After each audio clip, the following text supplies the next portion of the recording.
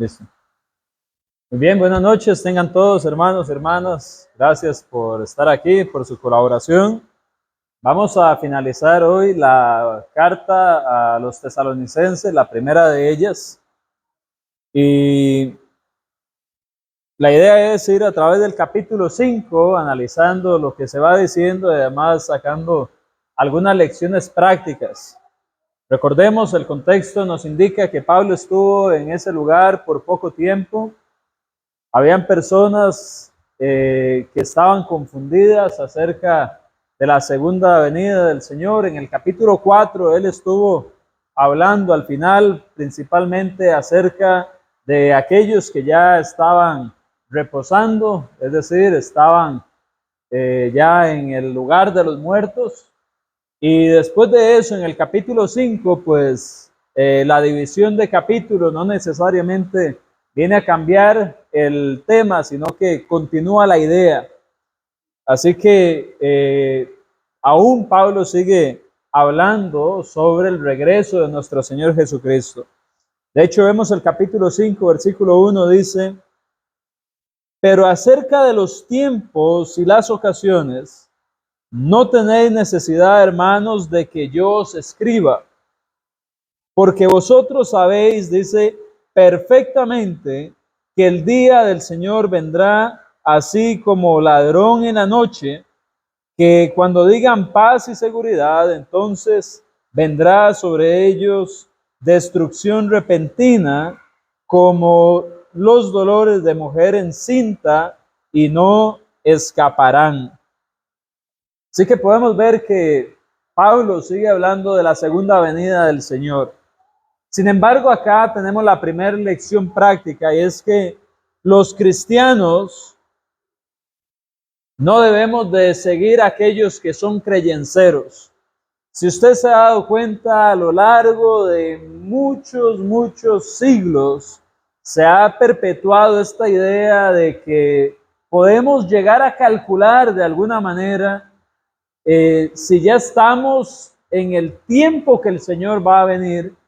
Y las personas de diferentes modos han venido a tratar de convencer que ya en pocos días o en tal fecha va a ser el fin del mundo. Podemos recordar en el cambio del año 99 al 2000, se puede recordar también cuando se asoció el fin del mundo al calendario maya en el 2012. Personas recientemente estuvieron en un bosque esperando la segunda venida del Señor, y todas estas cosas pues son un problema. ¿Por qué? Porque tal como Pablo le dice a los tesalonicenses acerca de los tiempos y las ocasiones, ellos ni siquiera debían de preocuparse por eso. Aquí se usan dos palabras, tiempos y ocasiones. Tiempos es un sentido menos específico, es más amplio. Ocasiones tiene que ver con temporadas, con épocas, es algo más específico. Pero aún así, Pablo lo que está diciendo es que tanto de uno como del otro, aspectos específicos o generales sobre la venida del Señor, él dice, no tienen necesidad que les diga nada.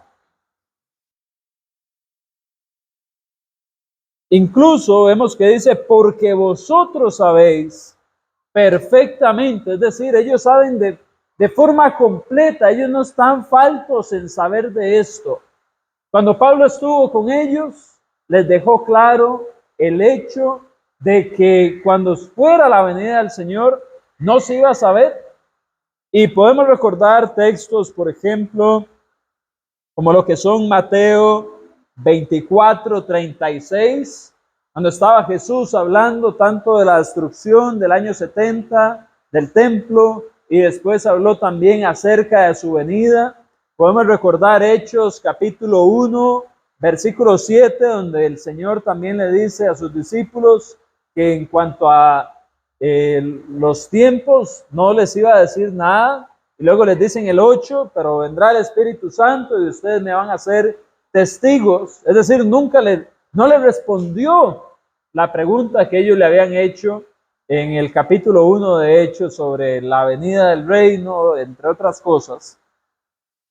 Así que debemos de tener claro que los cristianos no necesitamos ser creyenceros, no necesitamos ni siquiera estar calculando, prestando atención en cómo está la posición de la luna, los planetas, que si viene un asteroide por el espacio que va a pasar muy cerca de la Tierra, que si la luna parece de sangre porque se hizo de color rojo por cómo proyecta la luz del sol sobre ella y otras cosas. No nos importan esas cosas en un sentido espiritual.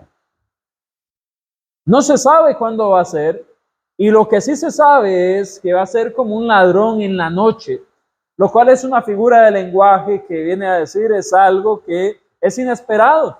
Los ladrones no avisan en la noche a qué hora van a llegar, ni dicen, bueno, ahí en el grupo de vecinos, para que sepan, voy a estar robando esta casa a esta hora, si pueden dejar la ventana abierta, que no me cueste mucho, lo agradecería. Ellos no hacen eso. Así que esa es la idea, es algo repentino. Igual se da la otra figura del lenguaje de la mujer encinta. Se está haciendo una comparación. ¿Y qué pasa con una mujer embarazada que va a dar a luz? Muchas veces está normal haciéndolo del día y cuando ella ve, ya va a ser el momento de la labor de parto. Y es repentino, no da chance. De hecho, lo común es que quienes están esperando un bebé tienen hasta una maletita ya lista con todo lo que se va a ocupar, ya tienen un protocolo, cuando sea el momento hacemos algo así, pero no saben cuándo es. Pueden calcular 9 meses, bueno, quizás, pero a veces nace antes, a veces después. Así que cuando el Señor dice que viene pronto, cuando se habla de su segunda venida, es algo que no podemos calcular, es repentino. Y Pablo dice, ustedes saben perfectamente, y cuando habla de perfectamente es de que tienen un conocimiento completo de eso, no necesitan más detalle, ya lo debían de tener claro. Así que es muy importante. Ahora, vemos que iban a haber falsos profetas y aún los hay, personas que dicen, bueno, paz y seguridad, y entonces vendrá sobre ellos, dice, destrucción repentina como dolores de mujer encinta. Siempre están esos falsos profetas, ¿no? Que están dando un mensaje incorrecto. Algunos dirán, no, todavía no va a ser el fin del mundo, y bueno, ¿cómo lo sabe? O el otro dice, sí, ya va a ser, y bueno, ¿cómo lo sabe? La escritura dice, no hay que prestar atención a los hombres, ya tenemos el conocimiento. Y algo importante quizás de esas cosas creyenceras y entre todo eso es que son maquinaciones de hombres y así debemos de entenderlo. Y los hombres se han equivocado muchísimas veces y no va a ser la primera vez que alguien se decepcione si decide prestar más atención a esas ideas que a Dios mismo, que nos está hablando a través de su carta a los tesalonicenses, de que ese momento no se puede calcular. Algo interesante también es que la palabra acá para destrucción no es una palabra que indique una destrucción total. Hay personas que dicen, bueno, cuando el Señor venga, los malos van a ser destruidos, van a ser aniquilados y los buenos van a ir con Dios. Hay un problema con esto porque aunque usen este texto, precisamente la palabra que se usa para destrucción, al igual que en 1 Corintios 5:5, no indica una destrucción total de la persona. Entonces, el decir que cuando venga el Señor los malos simplemente van a ser eliminados y no va a haber sufrimiento para ellos, es una doctrina muy, pero muy famosa y muy complaciente para aquellos que dicen, bueno, si hago lo que quiera en esta vida y luego no tengo que enfrentar consecuencias. Lo que pasa es que detrás de esa palabra destrucción no necesariamente implica una aniquilación, un fin de la existencia, sino que esas personas definitivamente van a ir a un juicio y luego van a ir a condenación eterna. ¿Podemos leer a alguien, por favor, Romanos capítulo 2, versículo 5. ¿Algún voluntario?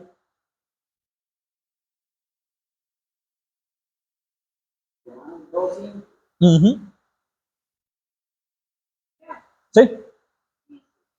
Pero por tu dureza y por tu corazón no arrepentido, atesoras para ti mismo ira para el día de la ira y de la revelación del justo juicio de Dios. Ok, entonces vemos que hay personas que les va a esperar ira, no es que van a ser destruidos y ya. Hay un momento donde esas personas van a recibir su paga. Y por otro lado, alguien que lea también, por favor, el capítulo 4, versículo 20 de Romanos igual. 4:30, perdón. No tiene 30, ok. Entonces, ignoremos esa cita y continuemos. Vamos a ver que el versículo 4 dice, mas vosotros, hermanos, y ahora aquí hace un contraste, porque está hablando de aquellos que dicen paz y que va a venir sobre ellos la destrucción.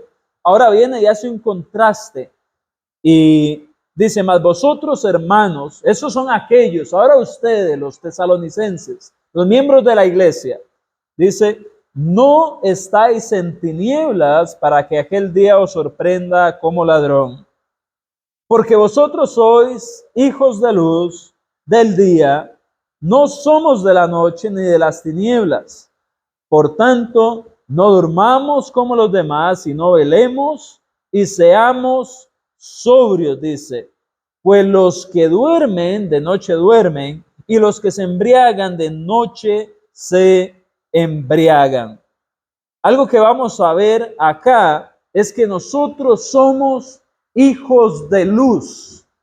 Y como hijos de luz hay cosas que no debemos de hacer y hay cosas que sí debemos de hacer.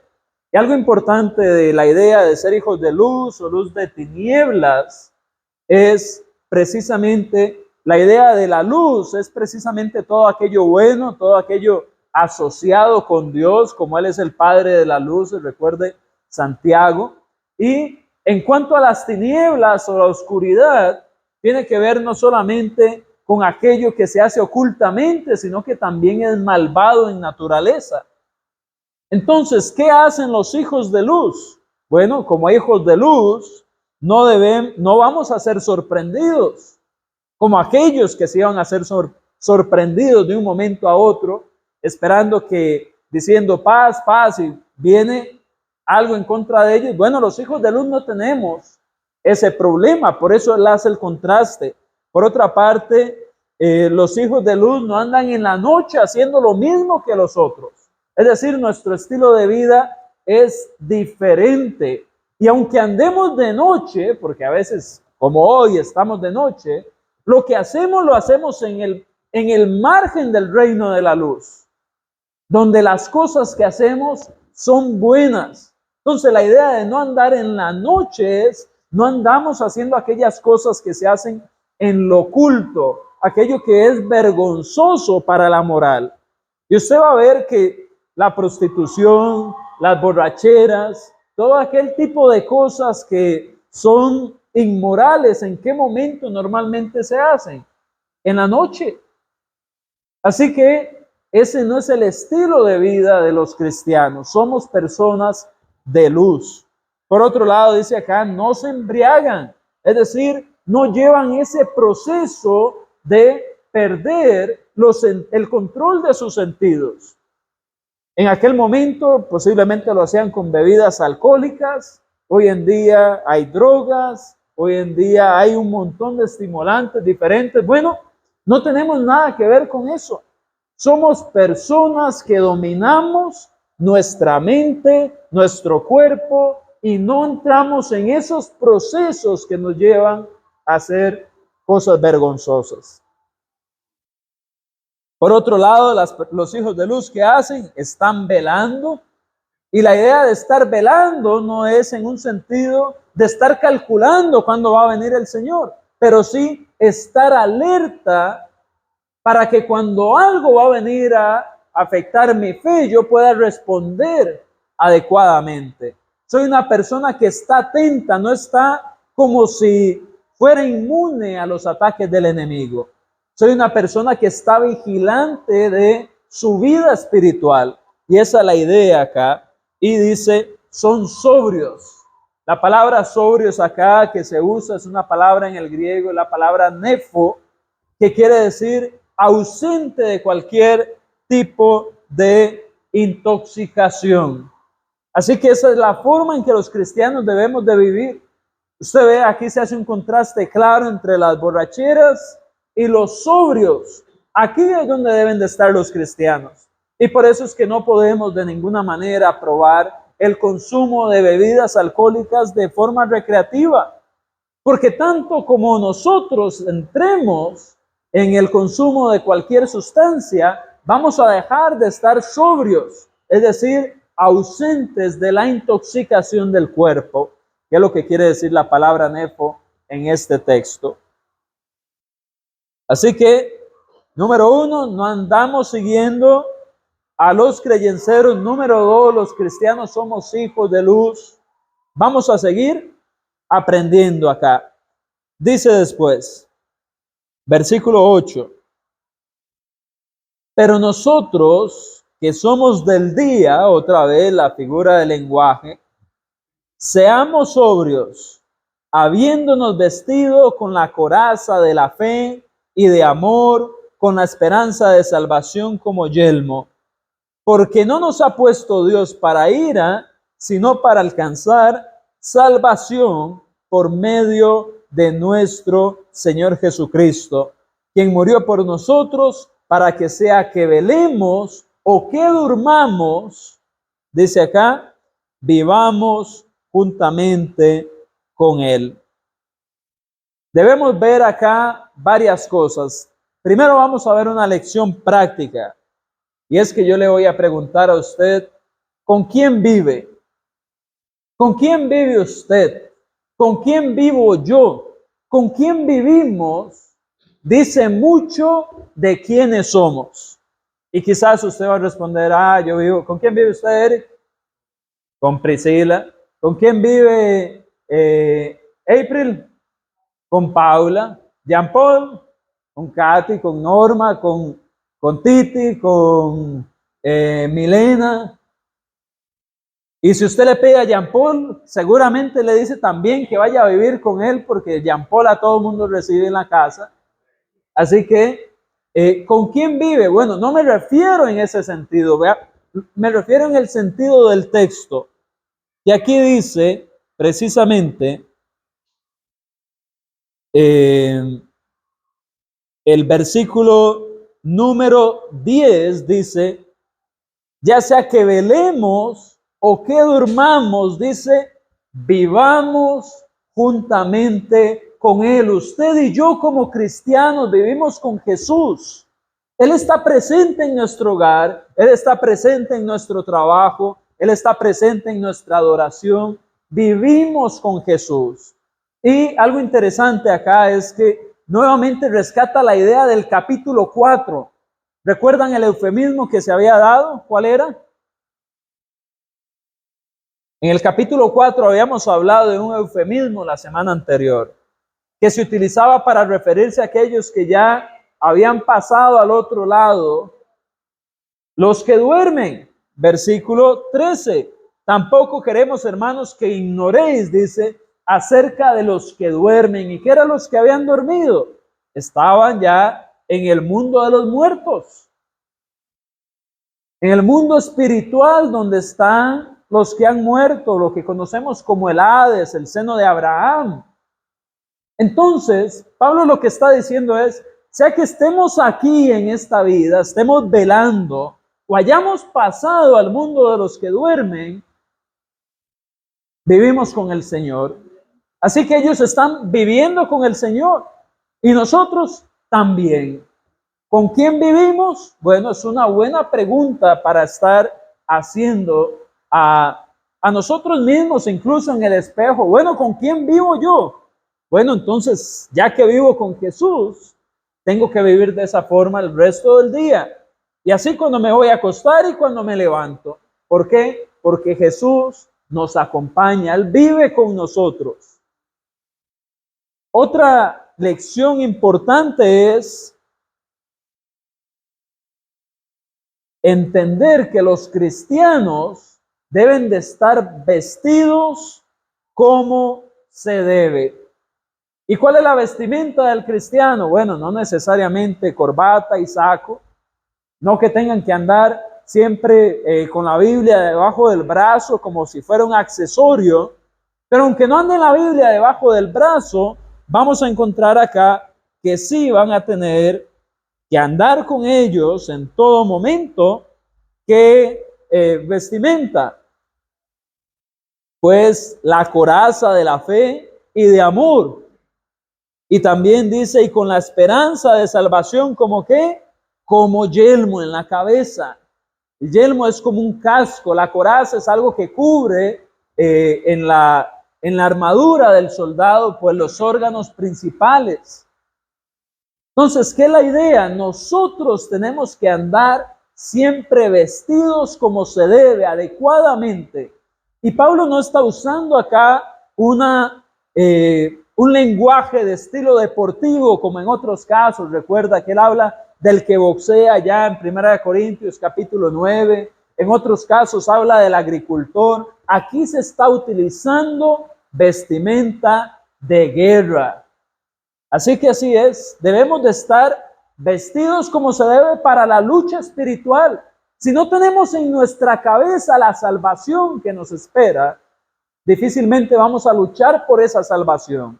Pero porque esa salvación está en nuestra cabeza, va a proteger nuestra cabeza de poner atención a cosas que nos van a desviar del camino que andamos con Cristo.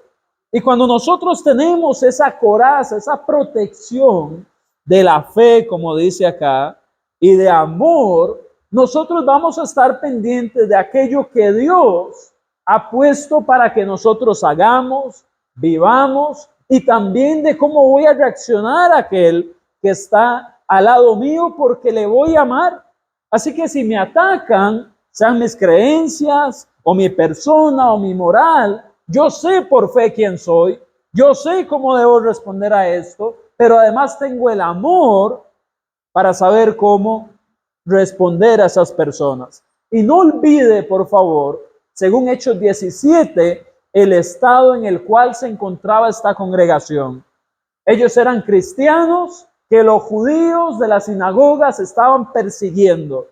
Ellos eran cristianos que cuando Pablo abandonó Tesalónica para ir a Berea, ¿qué hicieron los judíos? Vinieron detrás de Pablo para seguir mortificando, afectando el avance del evangelio, y Pablo se fue. Pero los tesalonicenses seguían en esta ciudad. Así que ellos estaban en una batalla espiritual. Y si olvidaban andar esta coraza del amor, iba a ser difícil ganar más judíos para Cristo.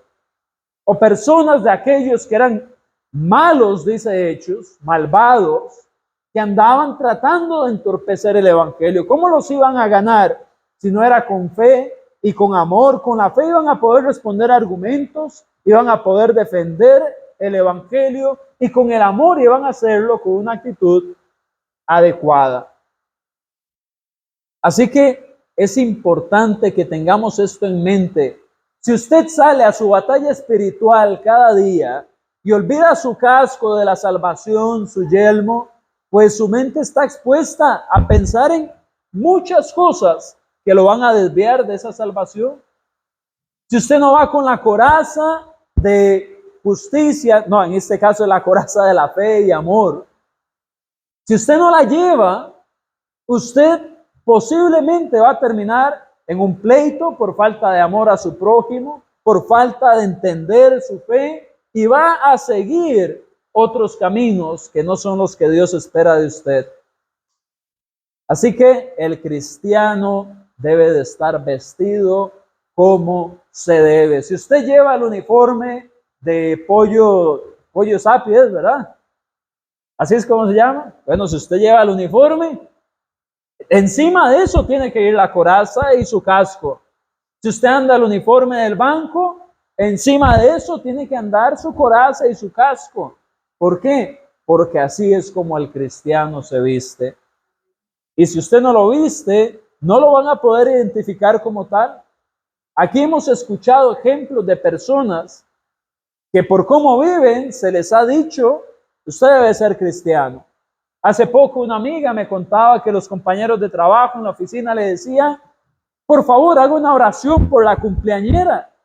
¿Por qué? Porque ellos ven que esa cristiana es diferente.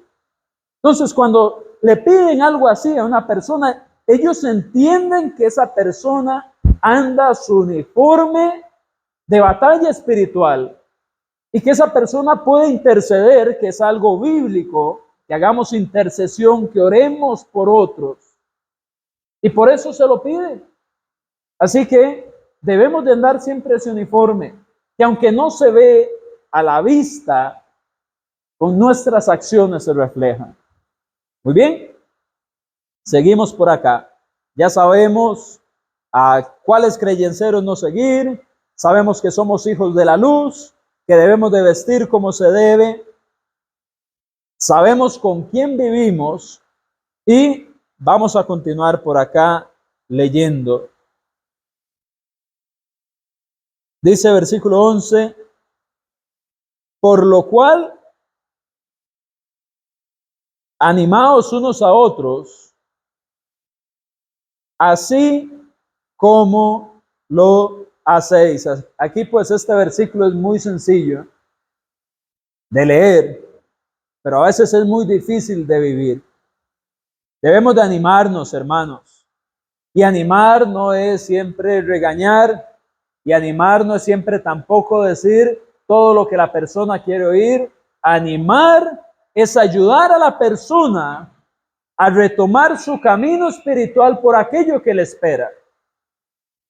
Y entre tanto decidamos ser miembros que no están dispuestos a animar a los hermanos, pues no vamos a poder cumplir este versículo.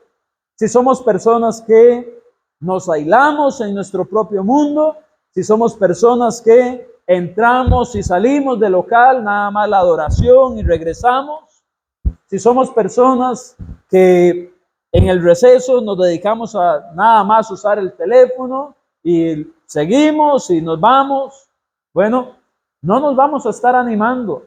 Y el ánimo es necesario. ¿Por qué? Porque cuando yo animo a otro, yo mismo soy animado. Y si hay algo que nos hace alcanzar las metas es la motivación. Es importante, hermanos, entender que el hermano Martín ocupa motivación, Jean Paul la ocupa, Priscila la ocupa, Gisela la ocupa, Norm, todos aquí ocupamos ánimo. Pero si solo uno de nosotros aquí empieza a darle ánimo a todos los demás, ¿quién va a animar a esa persona? O si son 5 los que dan ánimo y hay otros 25 que no, ¿quién va a animar a esos 5? Todos necesitamos dar, pero ocupamos también que aquellos que dan tengan su copa llena para seguir dando.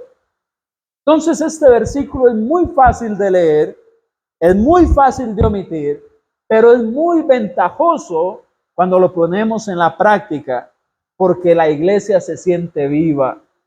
¿Quiere una iglesia viva, una iglesia que le llene, una iglesia que lo anime?